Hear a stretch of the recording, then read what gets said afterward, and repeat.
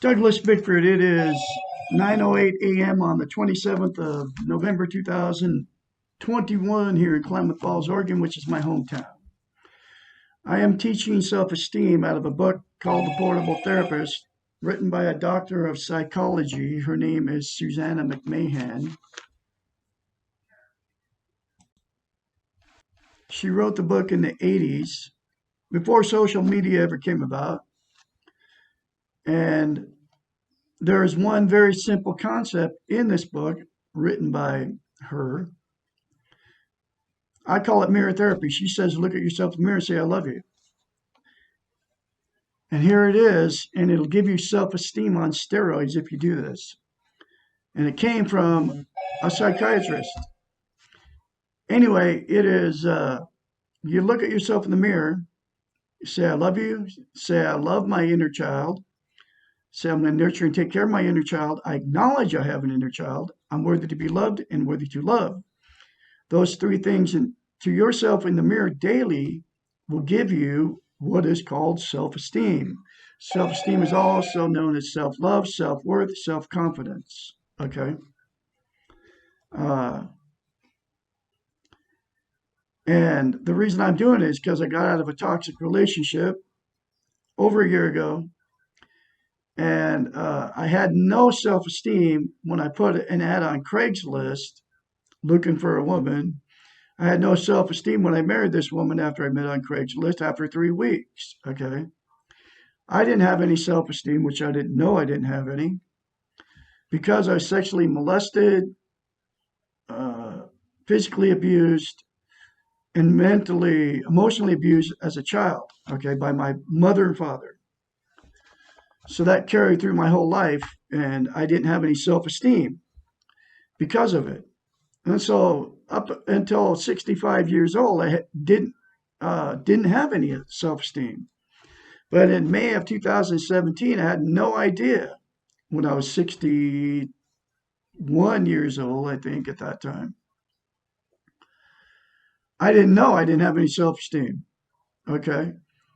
And there's billions of you out there on the planet that don't know you don't have self-esteem either because nobody's teaching it.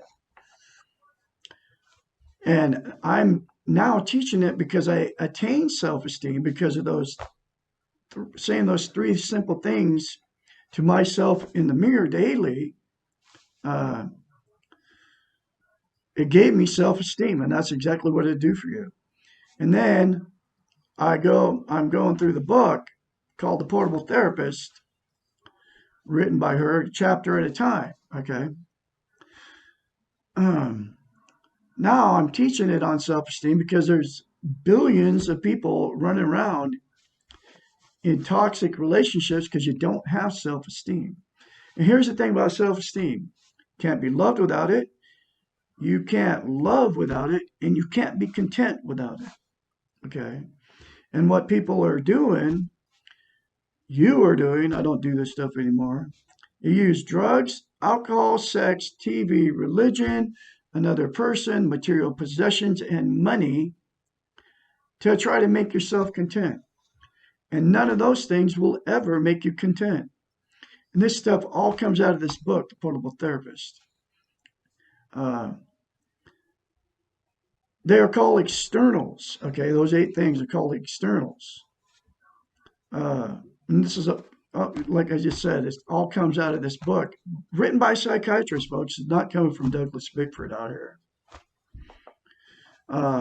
Anyway, they're called externals, and the only way you can be content is with inside yourself. And those three, and you have to have self-esteem to be content. Okay.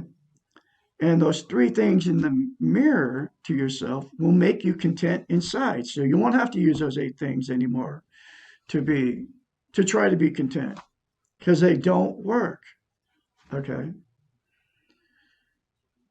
And the reason I'm doing this is because, number one, it's a miracle it worked in me.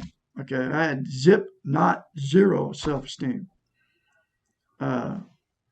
And now I'm full of it. Okay. And that's why I'm teaching it. And the other reason I'm teaching it is because, number one, nobody's teaching self-esteem on the internet, on the TV, social media, none of it. Nobody's teaching it. Nobody's teaching you how to get it, and nobody's teaching you how simple it is. And I kid you not, it's very simple to attain a self-esteem. But the thing about, I call it mirror therapy. Thing about mirror therapy, you cannot lie to yourself in the mirror. Okay. Like, when you go before the mirror, everybody's in front of the mirror daily. Okay. All over the planet. Because you're shaving. If you're a man, you're putting makeup on if you're a woman. Okay. Or you're brushing your teeth or whatever. You're in front of a mirror every day.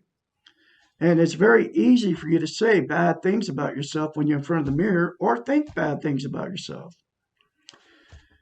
And so when I tell you to look at yourself in the mirror, say, I love you, love my inner child, I'm worthy to be loved, worthy to love, you think I'm nuts because it's very easy for you to say bad things about yourself in the mirror because that's what you believe. And because you don't believe good things about yourself, and you can't lie to yourself in the mirror, so you can't say good things to yourself in the mirror because you can't lie to yourself in the mirror. But it's very easy. You believe what you're saying to yourself in the mirror. That's how you feel about yourself. And that's why you think I'm nuts by telling you to say good things about yourself in the mirror. Because it's like a defense mechanism. You want to call me names because I tell you to do that. Tell you to say good things to I'm telling you to say good things to yourself in the mirror, and you call me nuts because I tell you that. Does that click in your brain? Okay, because that's the way you feel. What you say about yourself is how you feel about yourself. So you can't say good things to yourself in the mirror, but it's easy for you to say bad things. Okay, do you understand what I'm saying here?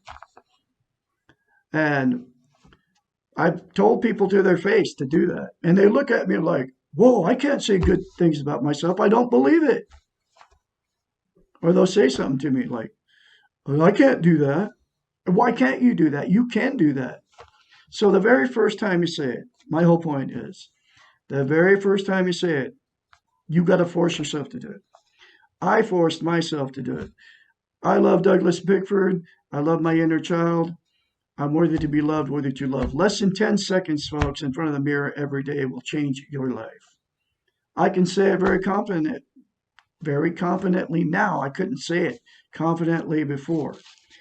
Anyway, I'm going through the book, The Portable Therapist, a chapter at a time.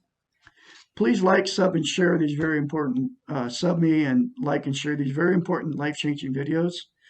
Then get the book is in a link in the description of every video I put up. And this book will change your life along with 3 things to yourself in the mirror daily. Okay. And I can be your mentor when you start going through the change. My phone number is 458-232-5238. This is chapter 34. What is wrong with having illusions? As mentioned, it is necessary to kill our illusions in order to learn acceptance. Why?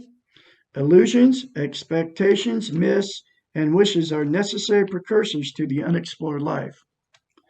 They are often used to prevent the reality of life from causing pain. Okay, TV right out the gate. Okay, that's what it does to you. It's an illusion. It's not real. You got to turn it off because you're using it to keep you from the reality of what we live in, and the world is full of pain and the world is full of fear. That's the reality, and the reality is we all die. Okay. They frequently keep us from living the moment. That's why you turn the TV on to make yourself feel better. They may seem innocuous, but they often prevent us from experiencing our lives, our feelings, pleasant and painful. We tend to use them to buffer, to defend, to change the moment. When utilized in this manner, their cost is too high. They may well keep out our pain, but while doing so, they anesthetize us from living. When we use illusions, television, to defend us from pain, We are using them as drugs. We are no longer wide awake, alert, responsible, and aware of ourselves in the moment. We are no longer in control of ourselves. And she wrote this book in the 80s, before social media ever came about. So now you're using Facebook, YouTube, Instagram, all the social media to uh, stop you from feeling the pain of what we live in, pain of life, okay? Anesthetizing, you're using them as drugs, folks, and alcohol. By definition, illusions are fantasies. They do not represent the reality of our lives. They frequently represent unattainable goals. They waste our valuable time. They stop us from getting down to the real business of living. If we spend our lives fantasizing about what we want, but we do not have, we have less time to enjoy what we do have. Our Western model does not teach us to enjoy the moment. Instead, we are trained to be focused on where we have been in the past and where we are going in the future. There is no place in the here and the now for illusions. Just as we must accept ourselves in order to know ourselves, so we must explore ourselves. And this exploration must be real. The unexplored life is not living, it is dreaming. In order to learn about life and ourselves within this life, we need to be willing to explore. Illusions are easy. It's easy to turn the TV on, folks, or go to Facebook or YouTube and get lost in all that illusion. Okay. That's easy. Expectations are killers. Neither helps to deal with the moment, and both frequently tend to cause problems when we are forced to confront the reality of our lives. If we have the illusion that everything will be better when X occurs, then we have little incentive to go out and change our lives. Instead, we will sit around and passively wait for X to occur, or we will focus all our energies into forcing X to occur. And if it does not occur, we frequently find that we're no better off than before. In fact, we may feel much worse. We may become frustrated and depressed. Illusions tend to produce passive behaviors or the unrealistic need to control things that are out of our control. They are means to externalize and therefore avoid the reality of the situation. They mean that we're spending the moment living in the future, in the never, never land of what if. Expectations are similar in that they indicate that we're living in the future. Expectations mean imagining something, either good or bad, that is not in our control. The time we spend imagining is time wasted. We can do nothing about the future except live it when it becomes the present. We can do a lot of things in the present, but not if we are dreaming or expecting the future. Illusions can be fun if we do not take them seriously. Dreaming, hoping, planning can be constructive tasks if they are based on the reality of the moment. Future visions can be productive when they are realistic and attainable. If you know that you are moving to a new city in 6 months, you can dream about what your life will be like and you will plan for the move. These are normal events and are reality based. The danger begins when your illusions transcend the reality and you begin to dream that everything will change because and only because you have moved. You are now creating a set of expectations that can lead to failure. Remember, you take yourself with you where you go, and you take any unresolved problems with you. If you use illusion and expectations, dreams and wishes to escape from yourself and your life, you will quickly find that they will not work. You cannot escape yourself. It is much simpler to deal with yourself here and now, in the moment, and let go of your illusions. The reality can be enough. Life is worth living. Life is now. Having future goals and visions and working toward them can give extra meaning to the present if and only if your self esteem is not based on your future success. And you can get self esteem by the three things in the mirror to yourself, folks. There may be times when the present is too painful, and the only hope is that there will be less pain in the future. Knowing that the pain will pass is not an illusion. Recognizing that change will occur and that change will produce a better situation is called hope. What we do and how we handle the painful present is active behavior. Riding through the pain is quite different from denying it. Allowing the pain to exist, accept yourself as being in pain. Remembering that this pain will decrease over time and that you will be stronger for having experienced your pain are entirely different processes than utilizing illusions, television, to deny the pain. This explored life recognizes that pain is part of the reality of life. Illusions, dreams, expectations, and wishes stop this exploration process. This is why they are so dangerous. Whew.